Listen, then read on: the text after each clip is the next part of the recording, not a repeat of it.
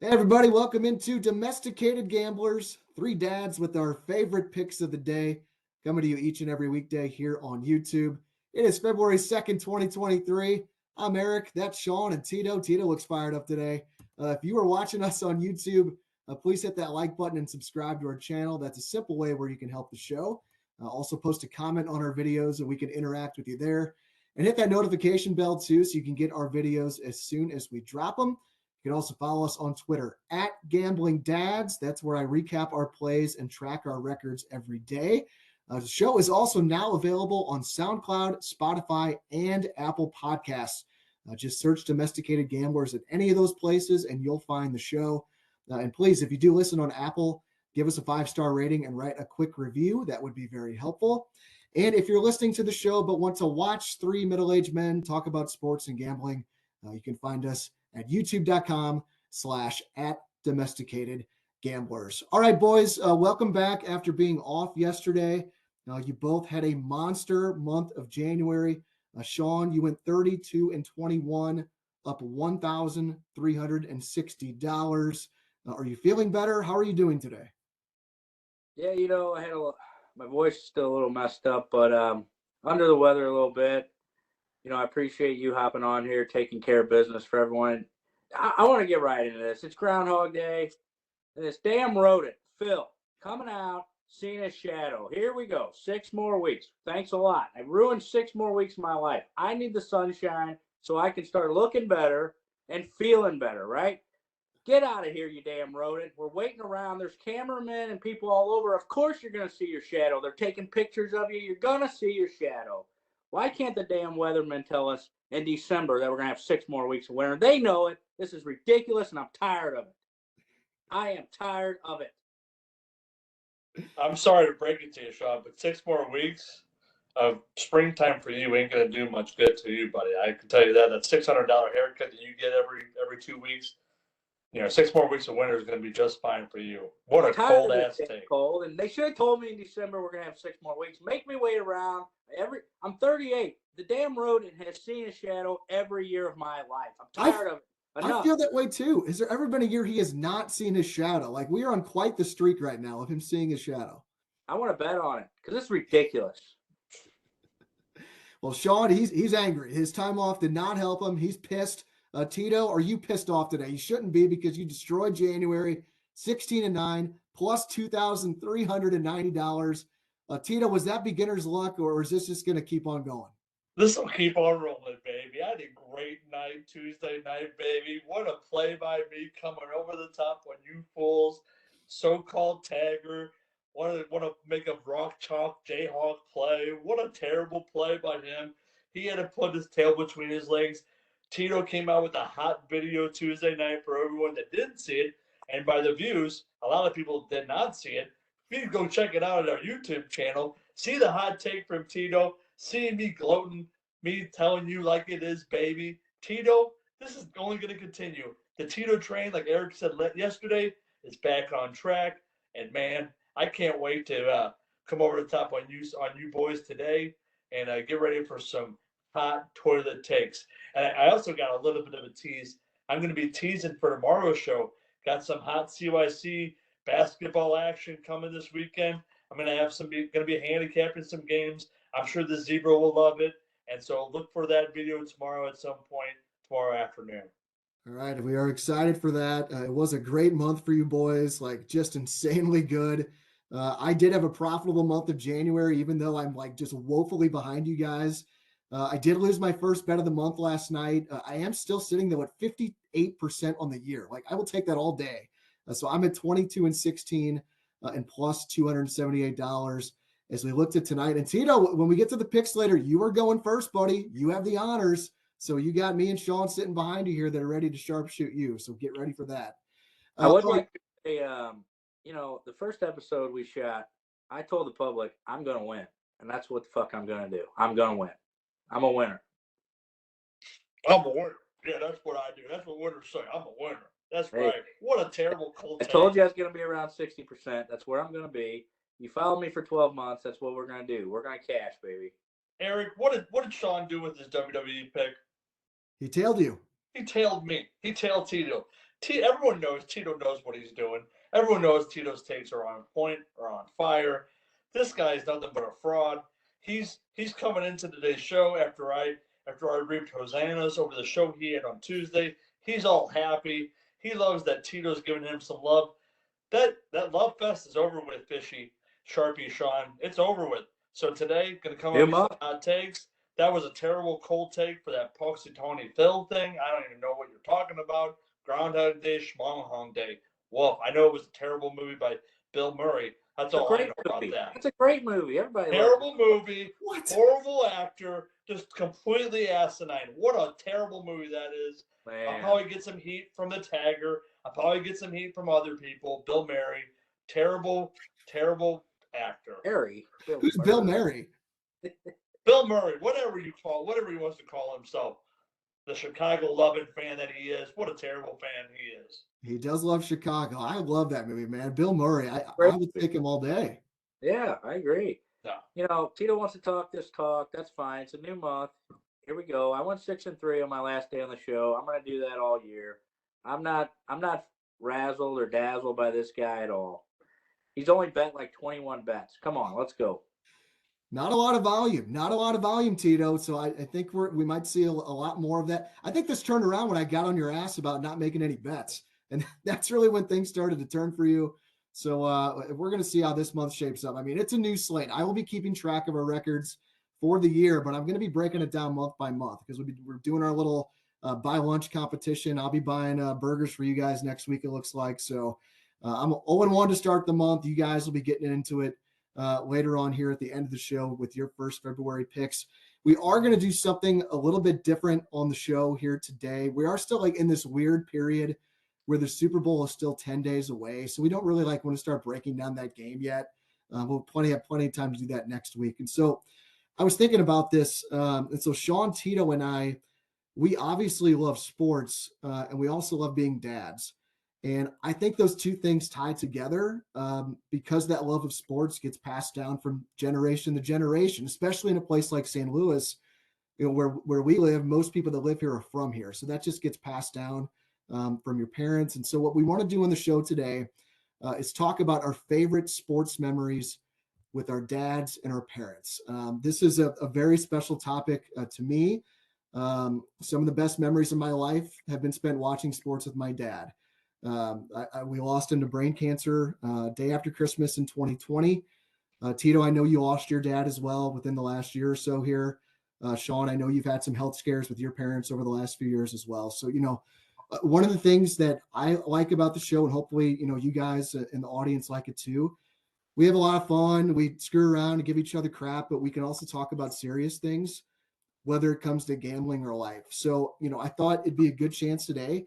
Take a little trip down memory lane, talk about some of our favorite sports memories with our dads and our parents.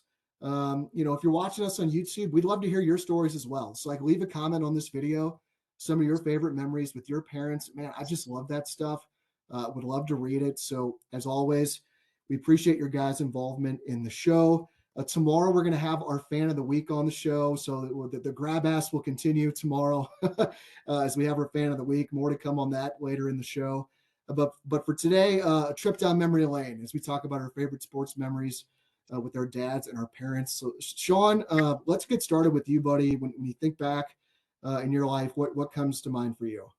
Yeah, first I want to let the audience know, we do talk about gambling a lot, but we're also gonna, get into grab ass and like Eric said, memories and being a dad, just regular grab ass talk, everyday talk. So leave a comment, let us know what you'd be interested in us bringing up as a topic as well.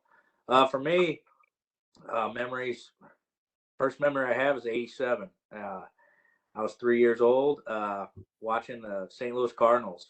So sitting around a table with my family. I think we had some shrimp going on, nice little, spread out there. And then also just mostly around St. Louis was the Cardinals, but every opening day from the time I was about 5 years old till I was 16, I got too cool to go. Me and my mom would go down to Busch Stadium. We'd scalp some tickets off a scalper, and we'd go in there. You know, it was awesome. She always got a scorecard. She always wrote the attendance on there.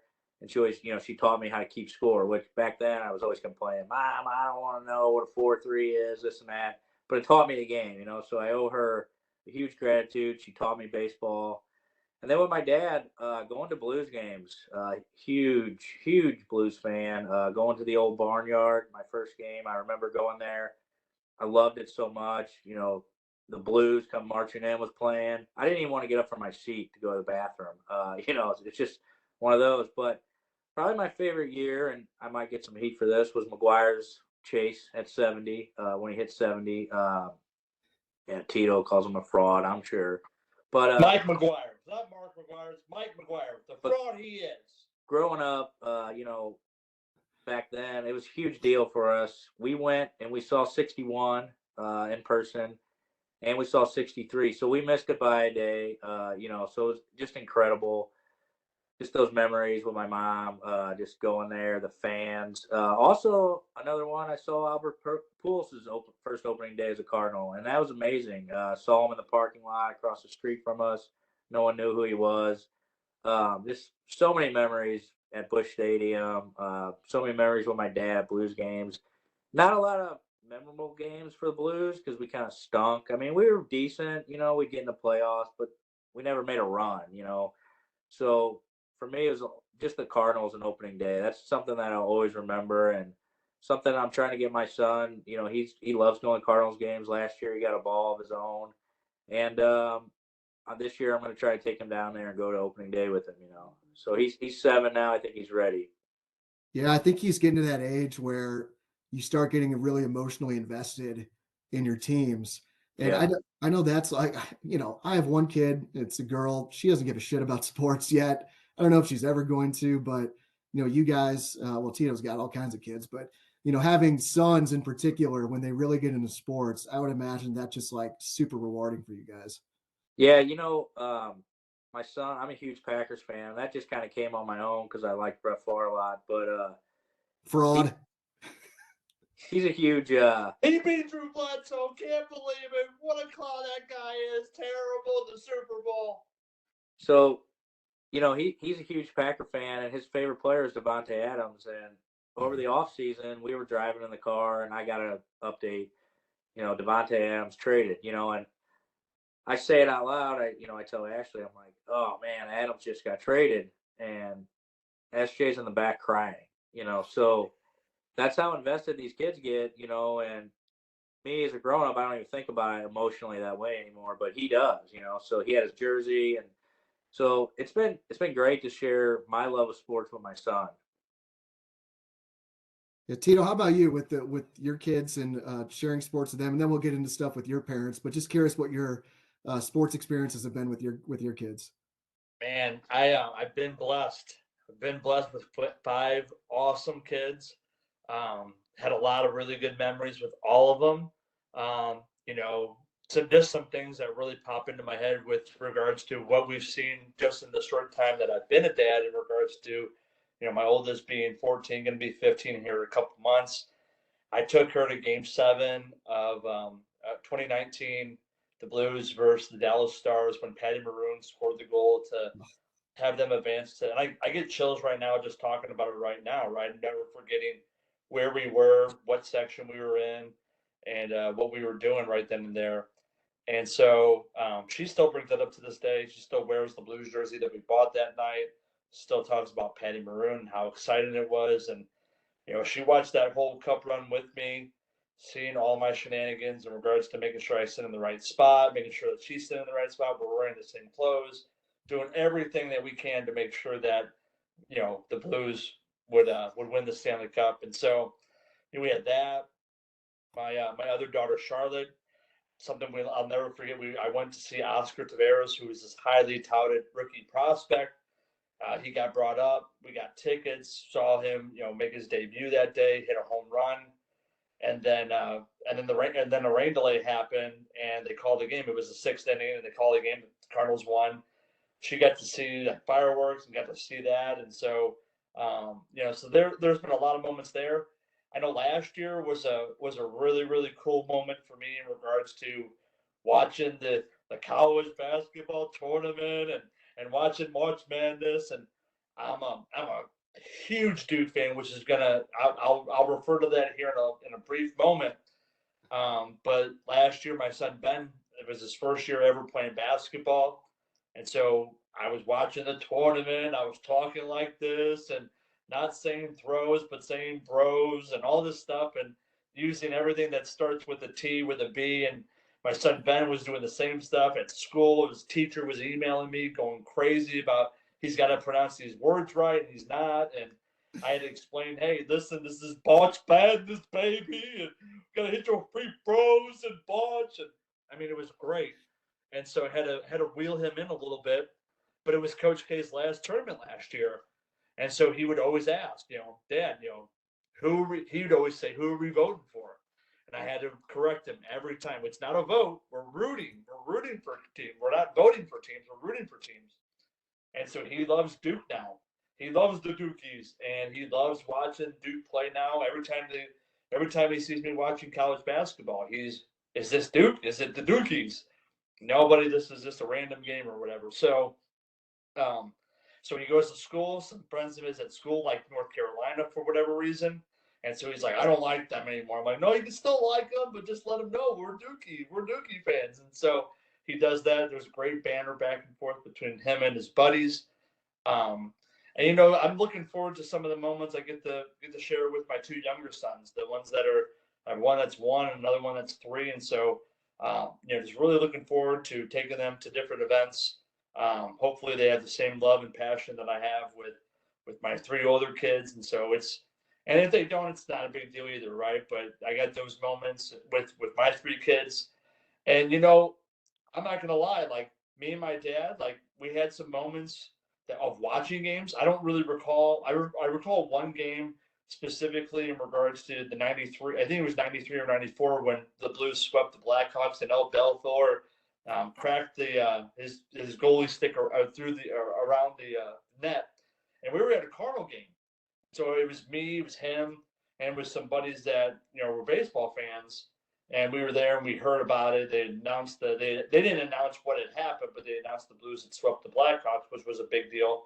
So that comes to mind.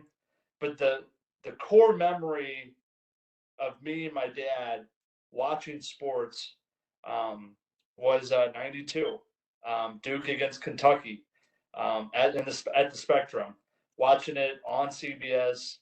I believe it was either a Friday or Saturday night. I believe they were playing Jamal Mashburn and the Kentucky Wildcats, and I'm a huge Duke fan. My brother had gotten the 1991 year in review for Sports Illustrated.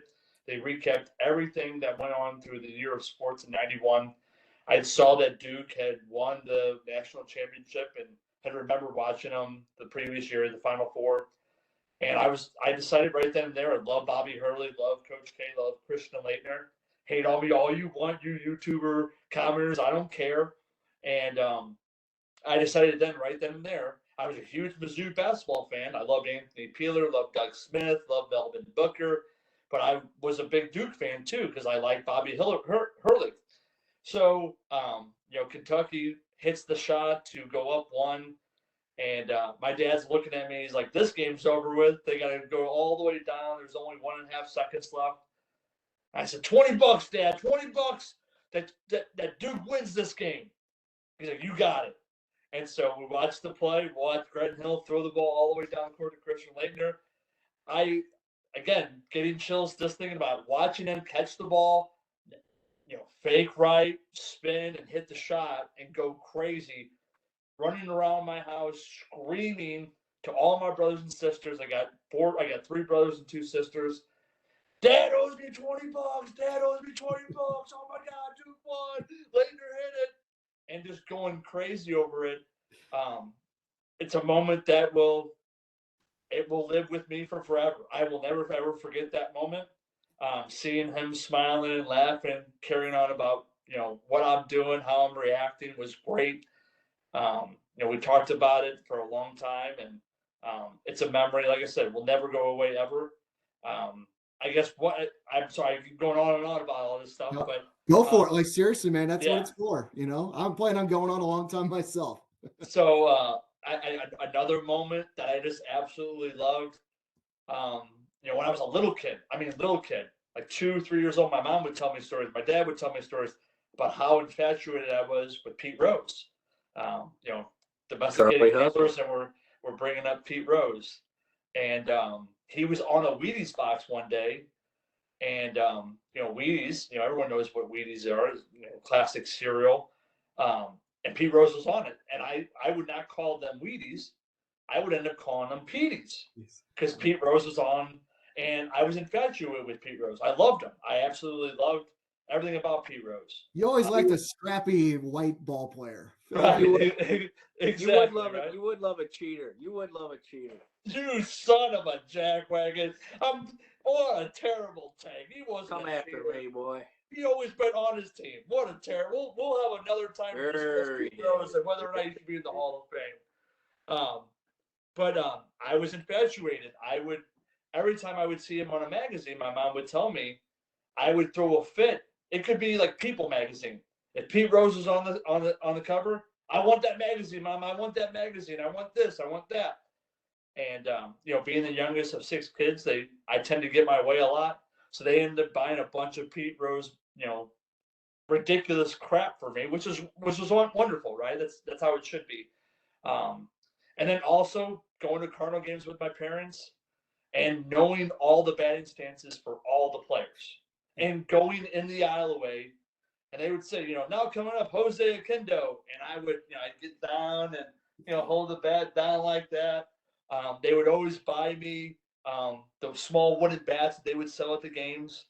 And we had a huge mirror in the living room of my mom and dad's living room.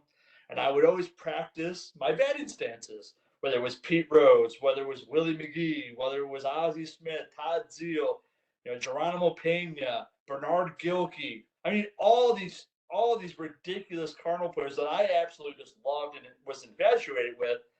And I would do that, and they would love it. They would not tell me, Danny, knock it off. What are you doing, Tito? Like, they would just let me be me, and it was great. It was awesome. So those are just some memories that I just have of parents, and I shared a lot of memories with Shawn. I mean, Shawn's mom and dad, they provided me with so much, when we were growing up too, when we were teenagers, letting me, get out of school and taking us down to playoff games. And I mean, just wonderful memories with you boys, Cincinnati. Who can forget the Cincinnati trip? Shawn, Chicago.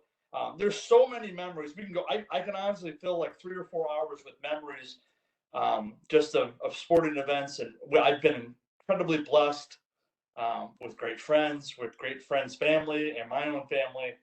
And man, what a great topic. And just super cathartic, for everything going on. And so I appreciate you boys. And this is a great topic to be discussing with you. And yeah. Well, go ahead, Shawn. I would say full circle memory I just forgot. It was last year. I got to take my mom to Albert Pujols' last home game with Yadier Molina's last home game. And when he came up to at bat there and he hits the home run, my mom's grabbing me and my brother. And, that's just a emotion that I'll never forget. I think we all cried. It was just unbelievable. Yeah. Albert, how many memories has he provided us over the years? And it's not just with, what happens on the field. It's who you're sharing those moments with that I think makes it super special, and Tito, you definitely have the most passion for sports for the 3 of us, I think. And I think that comes from your dad. Anytime I'd see your dad, he would ask about the sports radio business or, Kevin Slayton. Oh, he was fired up about something. So I think that passion that comes out of you, that comes from your dad. Don't you think? Oh yeah, absolutely. You would always hear, he was never short for an opinion on anything related to the Cardinals. He loved listening to sports radio just like I do. Him a little bit more so. He liked to hate listen a lot, which was great. It was awesome, pure entertainment, super just outlandish. His takes were legitimate. I mean, legitimate. Mine are kind of tongue in cheek, and I want to be like the ridiculous hot take artist, but he would have some strong takes. He hated Tony La Russa. He hated every Blues coach that was around. Doesn't matter what happened. I think he liked Berube at the end, but he hated all the coaches. It wasn't just like La Russa. I think he liked Whitey, but the football Cardinals. Him and his friend had season tickets. They would go. I'm sure there was no shortage of hot takes from either one of them related to the football Cardinals with how dreadful they were for a lot of those years. The passion that I have for sports definitely came across from him. And, my mom was always there too. My mom was always watching sports too. She would always try to calm him down. Adam, you're being a little ridiculous right now. And, he would never back off. He would always just be like, it's terrible. They need to get rid of that guy. It's definitely true that the hot takery, the sports fan in me definitely came from my dad for sure. Yeah, I know for me with my dad, when the Blues won the Stanley Cup, third period, I knew the game was over. We had watched some of the games together, but that last game, it was kind of like, we're going to watch it alone in case this thing doesn't get home. And late in the third, I told Ashley, I said, we got to get the kids ready. And we drove over to my parents' house. I brought a bottle of champagne over there. We popped the bottle. So, That's awesome. just another memory that, be stored away forever. That's great, man. Yeah, the one you mentioned, the Duke Kentucky game, Tito, from '92, I think it was, and that triggered my memory with my dad. I mentioned I was a Bills fan growing up, and if you remember I think it was January of '93. They had the playoff game against the Houston Oilers, and Jim Kelly was hurt, and Frank Reich, the backup quarterback, was under center for Buffalo, and they were down 35-3 early in the third quarter. And my dad was a big runner. He's like, I'm going to go for a run. And he would usually run for an hour. He'd run 6 miles. That guy was a machine. And I said, Dad, when you come back from your run, the Bills are going to be winning. And I told him that, and he's like, okay.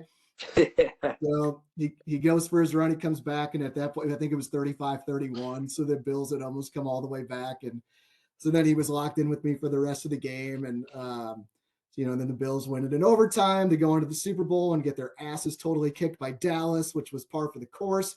I still say this is why I tend to lean on the side of pessimism in my life. And it's because I grew up a Buffalo Bills fan, getting your heart ripped out of your body for 4 consecutive years. But yeah, I'm with you guys. Like, a lot of the memories come from the Cardinals. But I was trying to think of ones that, and Tito, I didn't mean to cut you off. Like, is there anything else you want to talk about, Tito? Dude, you're telling that story about your dad and that optimism, and man, this is not the right time or place. We need to schedule something to go through Tito's levels of fandom or whatever. That's something came into my head. I wanted to give that to you now so that I don't forget about it. That's something we do need to cover later on. And, oh my God. I can tell you my optimism as a Packer fan has went way down the last 20 years. It's just been misery. Well, I can't wait. Tito, that's a great idea to jog my memory. I'd have to go back and really think about it. But what Tito's referring to is Tito has something what I like to call Tito's stages of season-ending losses. Because, Tito, we have seen a lot of seasons die together of our favorite teams. And there is a certain process you go through basically from the morning you wake up all the way till the time the game ends. And so I just wrote myself a note. We will certainly cover that on an upcoming show. But as I was thinking back of sports memories, most of them revolve around the Cardinals, but like one that's non-Cardinals related. My dad would always take us down to Mizzou every year to see one football game. And they were always terrible, but we always had a great time. I remember he would take us down on Friday night, after we get home from school, and he would get off from work, and we would stay at the Days Inn in Columbia. And I thought it was like this luxurious hotel. I was like, oh my God, they have a pool. Like, this is crazy. So we would always swim, and I just thought it was the greatest thing ever because, the only pool we had growing up was what I like to call the Hoosier hot tub, which is like essentially a glorified horse trough. It's like this metal 2-foot pool where if you touch the outside of it, it was like 1,000,000 degrees. I don't know. Is that like a St. Louis thing, or like do people have that across the country? I have no idea. You guys know what I'm talking about, right? Oh, absolutely. I had one myself. Had a buddy had one. Man, I've played with those my whole life, man. A lot of fun with those. So yeah, anytime I went to a hotel with a pool, even though it was a crappy Days Inn, it was just like, it felt like I was living a life of luxury. So always loved going down to Columbia every year with my dad and my siblings, and still a big Mizzou fan. I didn't go to school there, but it's the state school, and that connection. He took me down to see Mizzou basketball practice one year. It was an open practice. I remember it was the year Travis Ford was a point guard for Mizzou, and so we got to be up close and personal with see Norm Stewart in action. So that was really cool. But just a lot of memories with the Cardinals, a ton. I honestly I think that's why the Cardinals are such a big part of my life, is because it was always the thing that my dad and I bonded over the most. Like, he was, I mean, you guys know him. He was this real quiet guy. But if you ever wanted to get him talking, just bring up the Cardinals and you could gab with him, for a long time. So you guys referenced it, a lot of memories with you boys, 2004, going to Cincinnati together, seeing Marlon Anderson be a PIMP for us. So he hit a big homer. We saw that Jim Edmonds crazy catch where he's over the wall. And then he was like, oh my God, he couldn't even believe he caught it. I see that highlight all the time. Steve Klein sat in our booth. Steve Klein hanging out with us at a bar. Shawn's wearing the hat, the giveaway hat of Steve Klein. The playoff games together, seeing Jim Edmonds hit that homer against the Astros in Game 6 of 2004. Camping out at Busch Stadium for tickets. I mean, God, just the best, man. Stacy and I, my wife, our relationship started at a Cardinals game. So like, it's in my blood. And Shawn, I know you love this too, man. You love the daily grind of 162, like with fantasy baseball a lot, but also with real baseball. It's like the Cardinals are part of our family. I mean, like Yadier Molina has been in my house every night for 6 months for the last 18 years. And it's going to be so weird that he's not going to be there this year, but it's that kind of connection that makes it all so special. And it all started with my dad. So some of the memories that I went back and thought about, and my sister actually brought this one up to me yesterday because I told her we were going to be talking about this on the show today. And she's like, do you remember that Dad helped in getting smoking cigarettes banned at Busch Stadium? I was like, oh my God, that's right. So I remember he took us to a game. This is probably early 90s. And I remember it was a Mets game, and my dad always hated the Mets. It was like the pond scum thing from the 80s, and it just continued on like for the rest of his life. And there were these obnoxious Mets fans sitting in front of us, cursing, being loud, and smoking the whole game. And my dad, he wrote a letter to the Post-Dispatch. He was like the sound off letter writer. Like, that's what he would do. He would write into the paper, and he complained about the smoking in particular. And I'm sure he wasn't the only person to complain, but I know in the next offseason, the Cardinals announced that they were banning cigarette smoking at Busch Stadium. So if that pisses anyone off, you got my dad to blame for that. But that was one that my sister jogged my memory of. I remember 95. The strike happened in 94. So I was pissed off going to the next season. Like, I was 12 when they shut down that season. So I'm right in the heart of my baseball fandom. And that I was pissed. But, my dad, he brought me to the home opener, I remember, in 95. And that was the year, I don't know if you guys remember Scott Cooper, who was a St. Louis native. The Cardinals, I don't know if they traded for him or signed him as a free agent. But anyway, it was opening day in 95. And he hits a walk-off base hit on opening day. And I know my dad always liked, everyone would say Coop whenever he would come up. Like, my dad always loved nicknames like that. Like, he would love Lars Nootbaar now. Like, if he was still around, he'd be saying Newt with everybody else. So I'm like, okay, well, that kind of, brought me back into baseball a little bit. And then later in that season, there was a journeyman pitcher by the name of Mike Morgan. You guys remember him? So he's probably maybe set the record for like most teams that he was that he would do on the mound, Tito. He would always do this. He would always. What are you doing? Stop messing with your fucking hat. Sorry. Well, he was very much a journeyman. He played on like maybe all the teams in Major League Baseball. But on this night in 95, he had everything cooking. And it was just me and my dad at the game. And he took a no-hitter into the bottom of the ninth inning. Wow. And it was, I can't remember who the hitter was, but he hit a slow roller down the third base line and beat it out for an infield single. And he did not finish off the no-hitter. It's still on my bucket list. It's seriously like high up on my bucket list, see a no-hitter in person. I saw Michael Wacha get, a couple outs away back in 2013. That was another infield single that wrecked that one.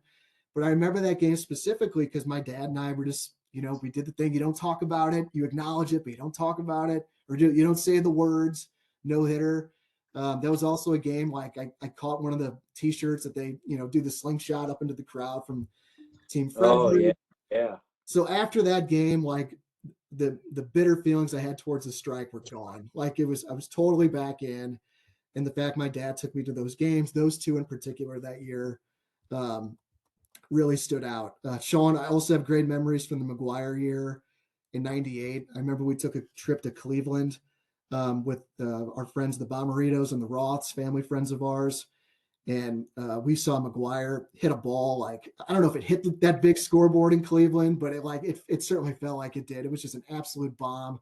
Cardinals got their asses absolutely kicked. That was those great Cleveland teams with Albert Bell and Kenny Lofton and all those guys. So that was really cool to see McGuire hit one on the road that year. I'm sure we saw a bunch at home.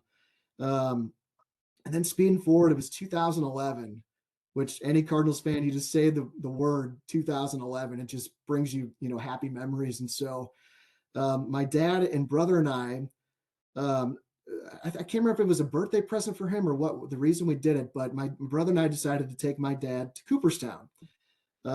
And we actually called it a Hall of Fame trip because we went to the Basketball Hall of Fame in Springfield, Massachusetts on the same trip. And so we took him to Cooperstown. This was late August of 2011. Magical place, just like as baseball nerds as we are in our family, it was just like incredible. And when we were on that trip is when the Cardinals were at their low point and were down by 10 and a half games in the National League Central. I don't remember if it was the Central or the wild card race. I think it was probably the wild card race, chasing the Braves. And they were 10 and a half back. And you may remember a douchebag center fielder by the name of Niger Morgan that played for the Milwaukee Brewers that made a very bad decision and decided to come after Chris Carpenter in a game in late August. And he threw his chew at him. Yep. Yeah. Pulled that out of his mouth, threw it at him. Carpenter, he ain't going to back down from that. Pujols comes running in, and Morgan fires off some tweet after the game, like the crying birds are going to, with all these grammatical errors, by the way, and spelling errors. The crying birds are going to be watching the Crew in the playoffs. We watched them all right. We watched them kick their ass all the way out of the NLCS, which is awesome. But I remember that game happened while we were in Cooperstown, and that started the comeback for the Cardinals from 10 and a half down to get in the playoffs. So that Cooperstown trip, always special memories from that. I know my dad and I, we went to game 1 of the World Series together that year. So I think that was the only World Series game we ever went to together. So that was really, really cool. God, I could go on, and I'm going to. Feel free to cut me off if you guys want to interject with anything. But 2018, my daughter Andy was born in 2017. And so in 2018 season, she's, about 1 year old. And we went to a game, just the three of us, my dad and Andy and me. Oh boy. And so I thought we were going to be able to do that a ton of times in our life, to go to games, just the three of us. And I think that was the only one we went to, just the three of us. And so at the time, it didn't feel like that big of a deal, but we have some great pictures from that day of the three of us, some of my dad with Andy, that he can just tell he's like just beaming on cloud 9 with her. So that was 2018. And then my dad got sick in 2019. I'll never forget. It was 7/11/19. He just dropped from a seizure. He was at church. And my dad, as I mentioned, was a runner, healthiest guy that you can find out there. And he just, 7/11/19, he dropped from a seizure at church. They found a tumor on his brain that next day. And they did surgery on him a couple days later. And so then he started his battle with cancer. And so in 2019, that was the year the Cardinals won the Central. I think that was the year Jack Flaherty had that crazy second half where he just gave up no runs. And so my dad, we went to a playoff game together that year. And I guess I should rewind a little bit. So this is really the last thing I'm going to talk about here with my memories with my dad. And these two things tie together. They were both game 4s a playoff series against the Braves that happened 23 years apart. And I'll preface this by saying that, like, I've had a job for the last 16 years that comes with a lot of perks with the Cardinals. I mean, I've gotten to sit in a lot of suites. I've gotten to take batting practice on the field at Busch Stadium. I've gotten to do a lot of cool shit. But the place I feel most at home at that ballpark is the very last row of the upper deck. I just feel like that's where I belong. That's where I feel comfortable. I mean, even the picture we used of the three of us to promote this show, that was taken last year at a playoff game in the last row of the upper deck. I'm sure you guys remember that was the Helsley game, the disaster of the Ryan Helsley game against the Phillies. So I had these two playoff games against the Braves I went to with my dad, 23 years apart, that correlate where we were sitting in the last row of the upper deck together. 96, it was the first playoff game we went to together. It was the very first playoff game I've ever been to. And then 2019, it was the very last one my dad and I went to together where we sat in those seats. So 96, it was game 4 of the NLCS. Again, first playoff game I've ever been to. I was 14 years old. Cardinals were up 2-1. And I remember game started out, bad. We were down 3-0. And it was the 7th inning. And Dimitri Young comes up. Do you guys remember Dimitri Young? Do you remember this game that I'm talking about? Oh yeah. And so there's 2 on, and Dimitri Young was this big old guy, just a big old burly dude. Yeah, and he's a lefty, and I think he was up against Greg McMichael. Maybe it was Smoltz. I can't remember who was still pitching for the Braves at that point. But he hits a triple to left center, a triple for this big old guy that drives in 2, and it cuts the lead to 3-2. And I remember this. I felt the stadium shake, like literally shake. And I had never experienced that before. Royce Clayton came up next, and he had an infield single that drove in Young and tied the game. So 3-3. Next inning, it's bottom 8. Brian Jordan came up. Brian Jordan just had an incredible season that year in 96. And he hits a home run to put the Cardinals ahead 4-3. And it shakes again. It just continues to shake. And I'm just like hugging my dad. And just like, I can't believe it. And like, I was hooked after that I was always a huge Cardinals fan, obviously, but like that was the first really good team we had that I can remember, because 96 was the first year they'd made the playoffs since 87. Tito, La Russa, baby, La Russa. Yeah, that was first year of Tony. In 87, I was 5 years old. I don't really remember anything from that year. I have very vague memories of certain games, but nothing that stands out. So 96, that just hooked me on playoff baseball forever. And that was the year. Yeah. So the Cardinals win that game. They go up 3-1. And then they lost the next 3 games, I think by a combined score of 32-1 against the Braves. So I guess, speaking of heartbreak, just more heartbreak there with the Cardinals in 96. But just that game, being there with my dad, just hooked me on playoff baseball and just took my Cardinals fandom to a new level. Fast forward 23 years later, it's 2019. Game 4 against the Braves, this time the NLDS. Cardinals were down 2-1. So if they lost this game, the season was over. And, by that time, my dad had gotten sick a few months prior.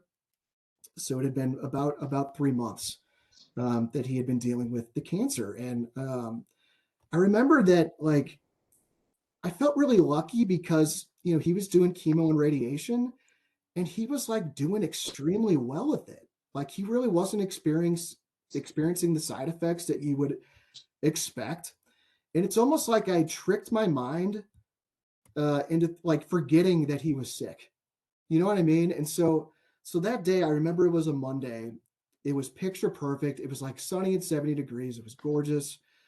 And that morning, I took him to his radiation appointment.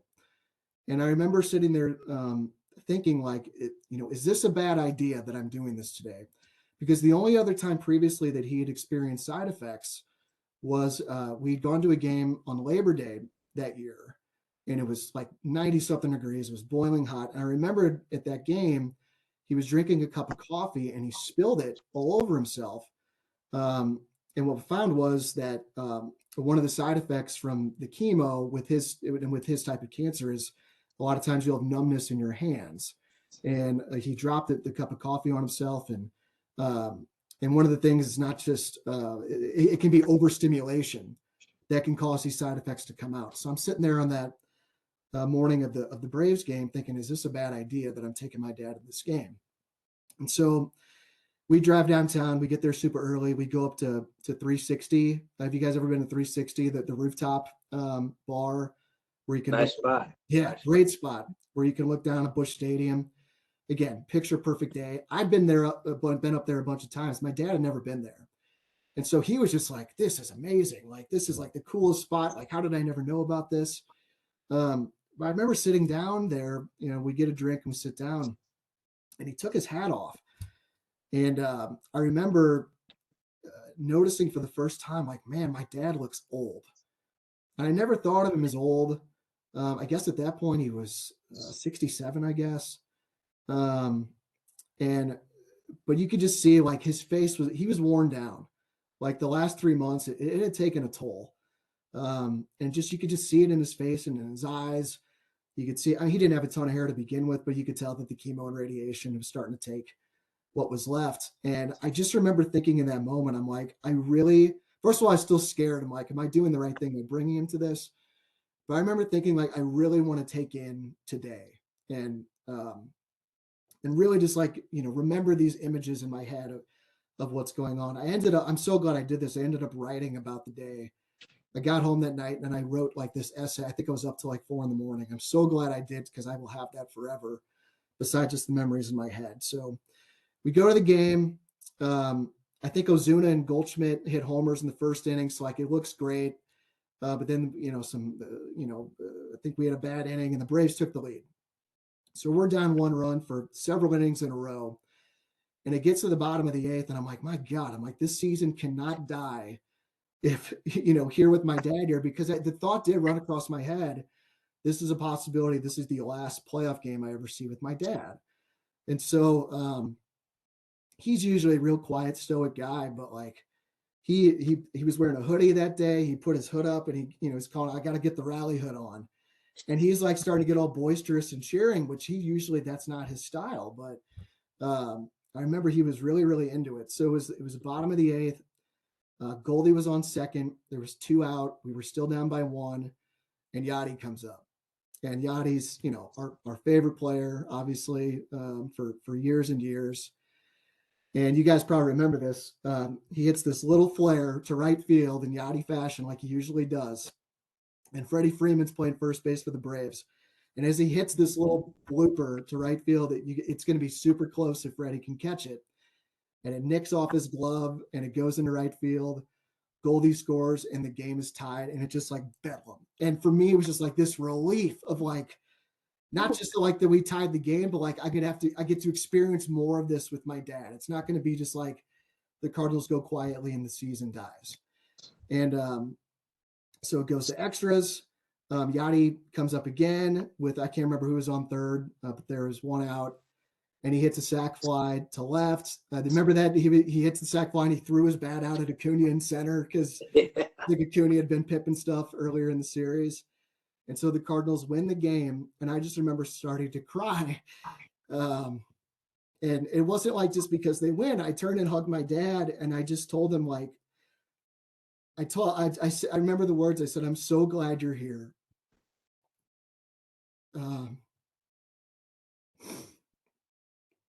And like, I meant it I'm happy that he was alive. I was happy that we got to share that experience together. And it was sitting in those seats that I got a picture taken that day. I don't hope you guys can see this. Oh yeah. Yeah. In those same seats. And this is something I will treasure for the rest of my life. A picture of that day documenting we were there in those same seats that you guys and I sat in for that Helsley game last year, and it was just the best day. Just, I got home and I wrote that thing, and I know he read it, and we went over to watch the game. It was game 5, that series because they won, and Flaherty. That was game. Cardinals scored 10 runs in the first inning. Remember that in Game 5 against the Braves? And I went over to my parents' house to watch that game, and my dad had this picture already up, and in a frame like there as we were watching it. Awesome. Amazing. Great memory, bud. Yeah, I just know that game meant as much to him as it did to me. And that was the last playoff game that we ever went to together, like sitting in the seats together. And so that's the stuff, man. That's why you love the Cardinals and or sports in general, but just for us here in St. Louis, it's the Cardinals. And that day I will never ever forget. Next year, COVID happened, and no one was going to any games. I know that. Remember, you guys know what Cameo is? Yep. Yeah, and you can. You can pay for celebrities to give. Yeah. And my dad always loved Wayno, Adam Wainwright. And I saw Wayno was available on Cameo, and I think he paid him like $100, and all the money went to his charity, of course, because he's such a selfless guy. And my dad loved Wainwright, not because of who he is on the mound, but just for who he is as a human being, his charity work, his faith in God, and all this stuff. And so, for Father's Day in 2020, my brother and sister and I got him a gift of Wainwright doing a cameo for him. And no surprise, Wayno was just the best. You could tell it's just totally genuine. Not just like reading off a card or something. He was just as genuine as could be. And we showed that to my dad on Father's Day, and he just like starts breaking down immediately. And that was the last Father's Day he ever had. And so cancer sucks. I mean, we've all been impacted by it, but I'm just so glad that he got to experience the love for that year and a half. He went through so much shit, just the most horrible stuff he could ever imagine. But he had a lot of love, and he knew it. And so, anyway, it's what I wanted to talk about it today. I haven't had a good cry about him in a while. Thanks for sharing. Yeah, I miss him, man. Yeah. Yeah, it's always it's never easy. It's never easy losing loved ones, especially in that manner, Eric. I mean, your dad was a tremendous guy, absolutely first-class individual. I remember watching him outside my front windows, watching him, not knowing who he was. Me too. Before I even met you, Eric, and just watching him run. Yeah, he was here. Your house was on his route. That's right. Yeah. So I mean, I remember first-class individual. I saw him. I think you were at the game too, and he was sick. We were up top, I think. I can't remember the date, Eric, but I know he had been sick, and I saw him, and we talked baseball a little bit. That's right. That was the last time I saw him. You talked about that story with Andy, and I know for me, Father's Day, SJ was 7 years old. It was the first Father's Day I had him, and I took SJ and my dad to the Cardinals game, and I have a picture of my dad holding up SJ, and the sun shining just right, and those are the memories that you're always going to have. So good for you for writing that down, and you can always relive that great memory, and that's something that your dad, is one of his last memories that I'm sure he loved. Yeah. It's funny too, right? I mean, I know you've told stories before to us related to, your love of sports with your father, and asking your dad every morning, "Hey, can I read the sports section?" and right. Not missing a beat, not doing those types of selfless things, and just to make you happy. And that's the thing with sports too. Sports can do that for a lot of different people, right? I mean, there's connections there that you have moments that happen, in just an ordinary game. I mean, it doesn't have to be a playoff game. It could be any sort of game. So, having those types of moments and just reliving those over in your head over and over again, those are the moments that truly define people, and memories that you'll remember for forever, and you'll pass down to your kids. I mean, Andy's going to be able to read what you wrote about that playoff game, and you wrote it in such great detail. You're such a good writer yourself that she's going to probably even be able to think that down the road, yeah, I was there. I can imagine myself being there. So, Yeah. it's unfortunate that she doesn't have more of those moments with him, but you've done a great job at living, fulfilling his legacy and making sure she's aware of what her grandpa was about. And so it's okay that there's only one game or anything like that. So just know that, and it's thanks for sharing. It's brings chills to my through my spine to hear you go through it and talk about those moments and those memories. It's not easy, and we love you for doing it, and it's some great memories. Thanks, guys. I think that's the thing about sports. Oh, go ahead, Shawn. It's good release too. It's good to release that. Yeah, and that's what this show. I don't. I mean, if people are just going to watch the show just for picks, I mean, we killed it in January. That's not going to happen every month. Shawn, you might kill it every month, but like me and Tito, it's probably not going to happen. Every month, it's going to happen for me, baby. But like, it's just I mean, Tito, I love the hot takes, man. Never stop. But I think it's important, and I think people can sense this. Like, it's real. Like, we're being real. And Tito, like, I know, like, you exaggerate him, but like, I know you believe it. I know you hate Mahomes. Like, like all those things. Like, I think that sincerity. I think I know in a show that shows that I like that's what it's all about. A nice mix of, just remember, it's something like with Tom Brady. The guy's finally retiring. He's going to spend some time with his family. He's not going to be remembered by his, 7 Super Bowls. He's going to be remembered by his kids, by the man he is, and spending time. So, like for us or anybody, just be the best parent you can be. No doubt. Just show love, sympathy, passion. Whatever your passions are, try to show your kids that, and just be there for them, man. They're just little human beings trying to live this life. It's tough enough for everybody.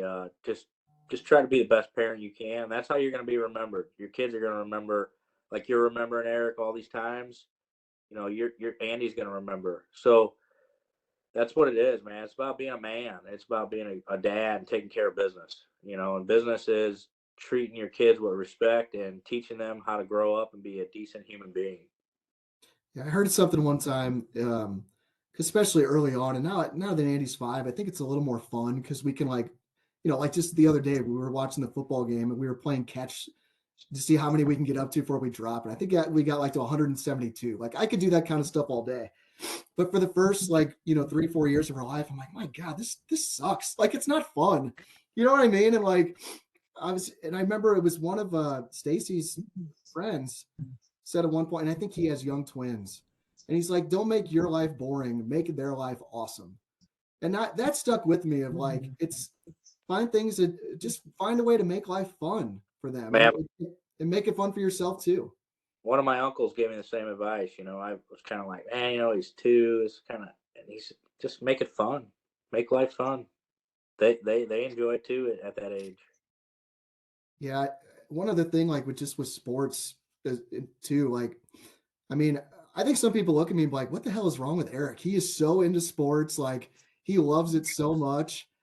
But this is the stuff that I'm talking about of like, yes, I love the games themselves, but it's just most of my best memories of my life I associate with sports or the Cardinals or the times that I've shared with you guys and a lot of good friends. It's like it all revolves around that. And so it's like I remember that after that game against the Braves, it's almost like I didn't even care if they won game 5 or not.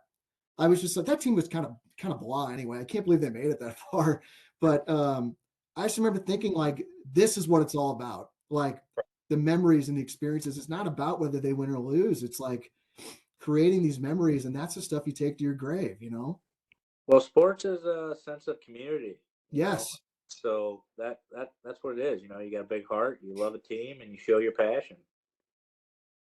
Yeah, I think that's one of the things I love about where we live too. In St. Louis, we got a lot of problems, but one of them that's not a problem is that sense of community that we have, and the pride that we take. And I just really think that we live in a special place.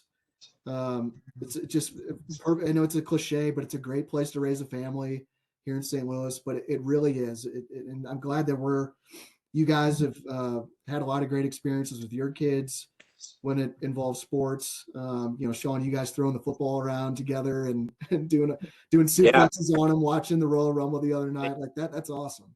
I'm coaching flag football for him now. He's in wrestling, basketball. It's he's the love of my life, and I'm going to give him everything I can. Oh man, let's get on with it, boys. Let's get on with it. Stop this damn rodent again. This damn rodent.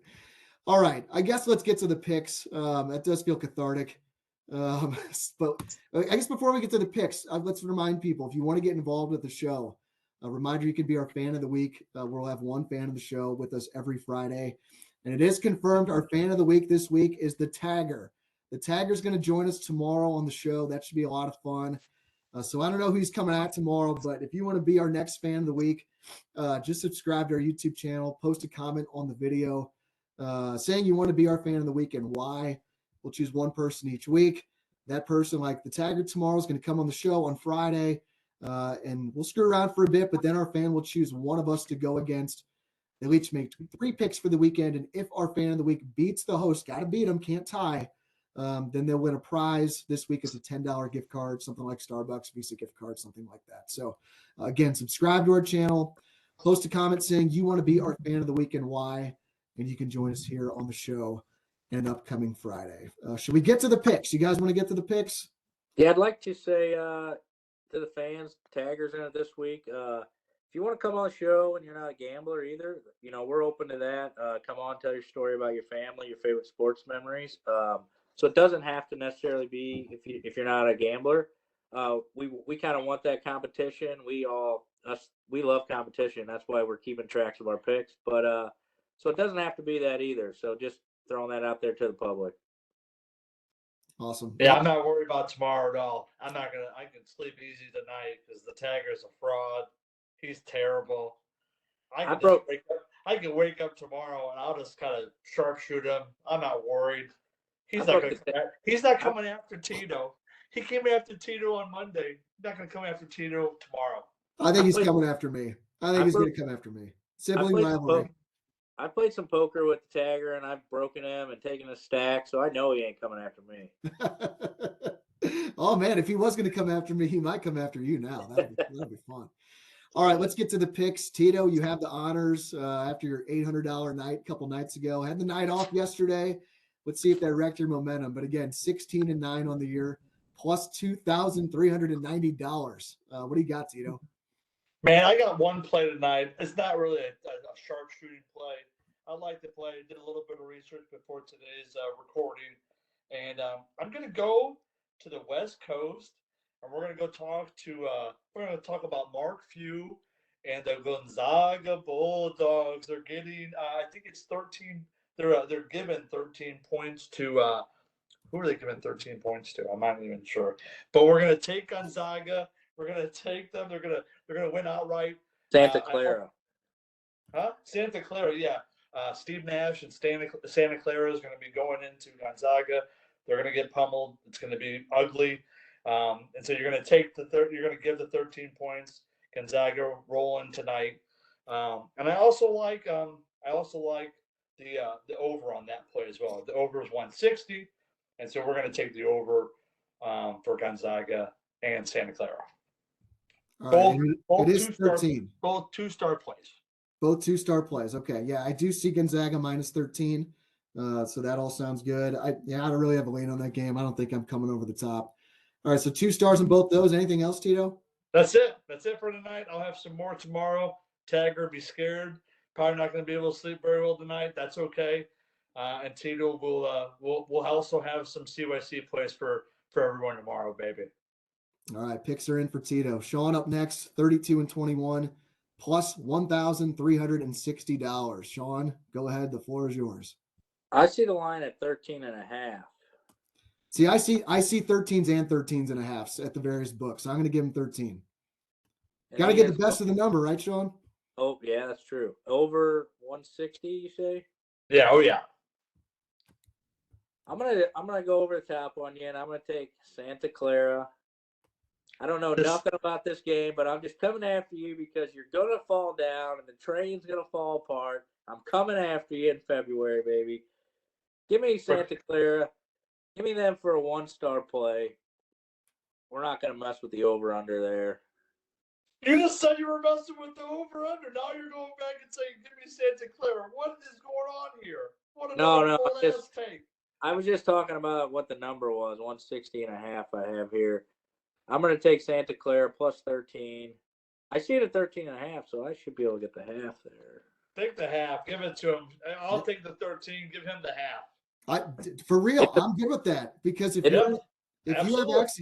you're gambling, you should have books. You should be at as many books as possible. I see DraftKings has it at 13, and I see. I think it's Caesars has got it at 13 and a half. BetMGM has it at 13.5. So yeah. All right, so I'm going to move on. I'm going to take Stanford plus 6.5. You can find that at DraftKings. I'm going to take that for a 2-star play. And then I did a little bit of late research. I'm going to take Central Arkansas plus 12.5. You can find that at DraftKings. We're going to play that for a 1-star play. We're going to take Old Dominion. They're plus 2 for a 1-star play. And then we're going to go to the NBA, the LA Clippers, plus 4.5 for a 1-star play. Is that all you got? That's all I got tonight. Pretty weak schedule. All right. I'm up next, 22-16, plus $278. Lost my first bet of the month last night. So trying to bounce back tonight. I'm going to hop on the Clippers with you, Shawn. I saw the same thing you did. The public is on the Bucks. The sharps are all over the Clippers. So you said we can get 4.5. Is that right? Yes. All right. I'm going to do 1 star in the Clips plus 4.5. And then I have one bet tonight in college hoops. This type of bet worked out for me a couple nights ago. It was scary, but it did cash. I'm going to go for a 1-star play. Tito's about to make fun of me. 3-team money line parlay. That's right, baby. 3-team money line parlay. I want to back Arizona tonight against Oregon. Huge revenge spot like it was for KU against K-State the other night. Arizona's going to want to pummel them tonight. I'm not sure if they can pummel them. 8 points, I don't really want to lay that. So I'm just going to take Arizona on the money line. Going to parlay that with 2 small schools in UNC Asheville and Louisiana. They might show up at Louisiana Lafayette at your book. But both those teams are about 9-point favorites tonight. They're at the top of their leagues, and they're playing teams they already beat on the road. And now they get them at home where they are combined 18-0. So I'm going 3-team moneyline parlay, Arizona, UNC Asheville, and Louisiana. You can get that at minus 114 on DraftKings. Tito, taste it. Why are you so upset about this? Money line parlay. You're supposed to be a shark. Okay? Money line. You know what? About the money line. Take it from Joe Public. When I talk about what I'm going to do with Kansas, what I'm going to do with the over shipped within like the first half. It wasn't even a sweat for the over for Kansas. Take it from the sharp Tito. These guys are taking money line picks. They're scratching and clawing trying to reach Tito. This isn't even funny anymore. I'm going to go take a nap. I got some business later on today. Shawn, you tell your son he's going to be running wind sprints for the next hour and a half. You should make those kids run. He better be ready. He's going to be puking out of his nose tonight because Tito is simply tired of these little kids and all this entitlement. I want a popsicle.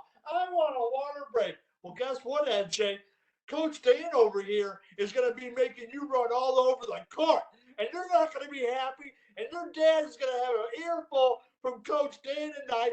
He better be hitting the sneaky jumpers. He's the only scorer for our team. He better be doing more tonight. I'm simply tired of it. So let's get ready for tonight. I'm fired up. I got to go take a nap. I'm actually going to play the under 160.5 because I just think this guy's falling. What the hell is this guy doing over here? One Boy, star. that Santa Clara game, 97% of the money's on Santa Clara here. Is that right? Wow. I'm not going to come off it, though, because I think Tito's going down.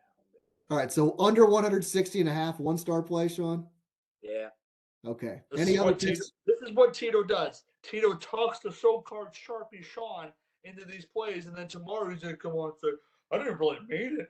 I didn't really think it was going to cover. You kind of barred me into it. This is ridiculous. Come on, get over yourself. New month, baby. Don't let the square Joe Public chirp you like this. Come on, you're the sharp.